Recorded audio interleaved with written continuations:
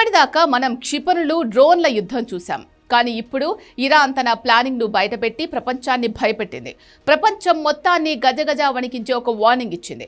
Hormuz జలసంధిలోకి ఏ నౌక వచ్చినా అది ముక్కలైపోవడం ఖాయం. ఎందుకంటే అక్కడ మేము సముద్ర గనులను పరిచాం అని ఇరాన్ రెవల్యూషనరీ గార్డ్స్ ప్రకటించారు. అమెరికా ఇంటెలిజెన్స్ కూడా దీన్ని కన్ఫర్మ్ చేసింది. అసలు ఆ అండర్ వాటర్ గనులు ఎలా పనిచేస్తాయి?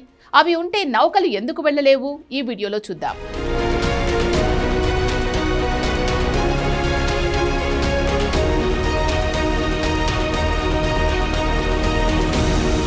చాలా మందికి తెలియదు, సముద్ర గనులు అంటే నీటి లోపల దాగి ఉండే బాంబులు. ఇవి నౌకలకు కనిపించవు.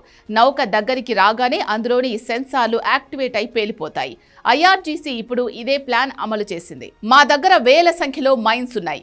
ఏ దారిలో ఉన్నాయో మాకు తప్ప ఎవరికీ తెలియదు. ప్రాణాల మీద ఆశ ఉంటే ఆల్టర్నేటివ్ రూట్ వెతుక్కోండి అని ఇరాన్ ఓపెన్ గా చెప్పేసింది. అంటే ప్రపంచ చమురు మార్గానికి తాళం వేసినట్టే. ఇరాన్ మాటలను మొదట ఎవరూ నమ్మలేదు. కానీ అమెరికా ఇంటెలిజెన్స్ శాటిలైట్ ఫోటోలు, అండర్ వాటర్ సోనార్ డేటా చూసి షాక్ అయింది. జలసంధిలోని అత్యంత కీలకమైన చోట్ల డజనుకు పైగా అధునాతన అండర్ వాటర్ మైన్స్ ఉన్నట్లు గుర్తించారు. ఇవి మామూలు బాంబులు కావు. ఇవి స్మార్ట్ మైన్స్.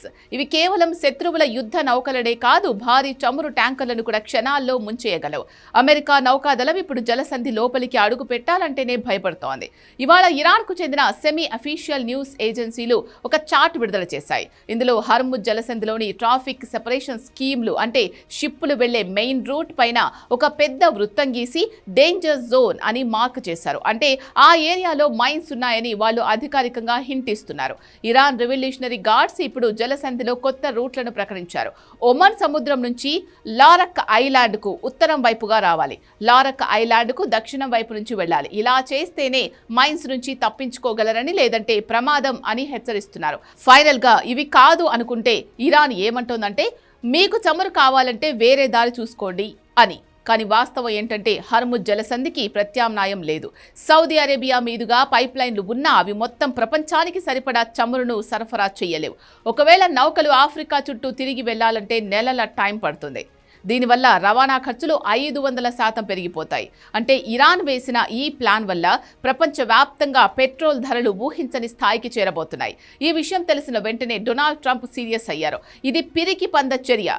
సముద్రంలో మైన్స్ పెట్టడం అంతర్జాతీయ చట్టాలకు విరుద్ధం అని మండిపడ్డారు. అయితే ఆ మైన్స్ ను తొలగించడం అంత ఈజీ కాదు. వాటిని మైన్ స్వీపింగ్ చేయాలంటే వారాల టైం పడుతుంది. యుద్ధం మళ్లీ వస్తే ఆ మైన్స్ ను క్లియర్ చేయడం అమెరికాకు పెద్ద తలనొప్పిగా మారింది. అమెరికా దగ్గర ఉన్న మైన్ స్వీపింగ్ టెక్నాలజీ పాతబడిందని, ఇరాన్ వాడుతున్న అధునాతన మైన్స్ ను గుర్తించడం కష్టమని రక్షణ నిపుణులు హెచ్చరిస్తున్నారు. ఒక్క మైన్ ఉన్నా సరే ఇన్సూరెన్స్ కంపెనీలు షిప్పులకు పర్మిషన్ ఇవ్వవు. ఆ టైంలో ఇరాన్ తీరం నుంచి దాడులు చేసే అవకాశం ఉంది. అందుకే అమెరికా ఇప్పుడు రిక్వెస్ట్ మోడ్లోకి వెళ్ళింది. ఇరాన్ నాయకులకు ట్రంప్ చేస్తున్న సూటి ప్రశ్న ఒక్కటే: మీరు ప్రపంచాన్ని ఆకలితో చంపాలి అనుకుంటున్నారా అని. ఇప్పుడు బంతి ఇరాన్ కోర్టులో ఉంది. ఆ మృత్యు గన్లను తొలగిస్తారా, లేక ఏదైనా నౌక పేలిపోయి మళ్లీ యుద్ధం మొదలవుతుందా? ఒకవేళ యుద్ధం మళ్లీ వస్తే పరిస్థితి ఏంటి? ఇరాన్ చేసిన ఈ హెచ్చరిక వెనుక ఉన్న అసలు మాస్టర్ మైండ్ ఎవరు అనే ప్రశ్నలు ప్రపంచాన్ని భయపెడుతున్నాయి. ఇరాన్ దగ్గర దాదాపు 2000 నుంచి 6000 వరకు సీ మైన్స్ ఉన్నట్లు అంచనా. వీటిలో చాలా వరకు చైనా మరియు రష్యా నుంచి కొన్నవే. ఇవి కేవలం టచ్ అయితేనే కాదు, నౌకల శబ్దాన్ని, అయస్కాంత శక్తిని లేదా నీటి ఒత్తిడిని బట్టి కూడా పేలిపోతాయి. ఇవి నీటి అడుగున మట్టిలో కూరుకుపోయి ఉంటాయి. కాబట్టి వాటిని కనిపెట్టడం అసాధ్యం. ట్రంప్తో కుదిరిన 2 వారాల కాల్పుల విరమణ ఒప్పందం ఉన్నప్పటికీ ఇరాన్ ఈ మైన్స్ ఇష్యూని ఒక లివర్లా వాడుతోంది. అంటే మేము జలసంధిని తెరిచాం, కానీ అక్కడ మైన్స్ ఉన్నాయి. అవి క్లియర్ అవ్వాలంటే మా కండిషన్స్ అన్ని ఒప్పుకోవాలి అని ప్రపంచ దేశాలను బ్లాక్ మెయిల్ చేస్తోంది. ఇప్పటికే దాదాపు 150కి పైగా చమురు ట్యాంకర్లు జలసంధి బయట ఆగిపోయాయి. ఇరాన్ పర్మిషన్ లేకుండా లేదా వారి గైడెన్స్ లేకుండా వెళ్ళడానికి ఏ కంపెనీ సిద్ధంగా లేదు.